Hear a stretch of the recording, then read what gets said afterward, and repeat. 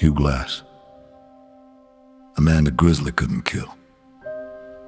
In 1823, deep in the untamed wilderness of the American frontier, mountain man Hugh Glass walked into a nightmare that should have ended his life. While scouting alone near the Grand River, Glass stumbled upon a grizzly bear and her cubs. The attack was instant and brutal. The massive animal tore into him with claws and teeth, breaking bones, ripping flesh, and leaving him barely recognizable as human as fellow trappers eventually drove the bear away. But what remained of Hugh Glass looked beyond saving. He couldn't walk, his ribs were shattered, his wounds were open and infected, certain he would die. The expedition moved on, leaving 2 men behind to stay with him until the end. But death took longer than expected. Fearful of nearby native war parties and convinced Glass would never recover, the men abandoned him, stealing his rifle, knife, and supplies. They left him alone on the frontier, unarmed, broken, and dying. Most stories would end there. But Hugh Glass refused to die. Dragging his ruined body across miles of wilderness, he crawled toward the nearest trading post, hundreds of miles away.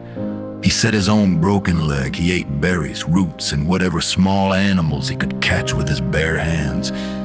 He used maggots to clean infected wounds. He endured storms, freezing rivers, hunger, and loneliness that would crush most men within days.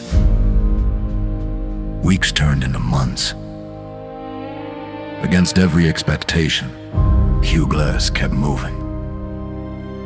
At times he floated on makeshift rafts down dangerous rivers. At others he crawled inch by inch through mud and prairie grass, guided only by instinct and an unbreakable will to survive. When he finally reached civilization, those who saw him could hardly believe he was real. A man declared dead had crossed a continent through sheer determination.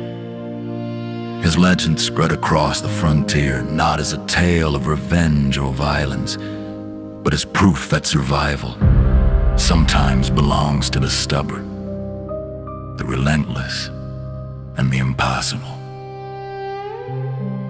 Hugh Glass was mauled, abandoned, and left for dead. But the wilderness didn't claim him.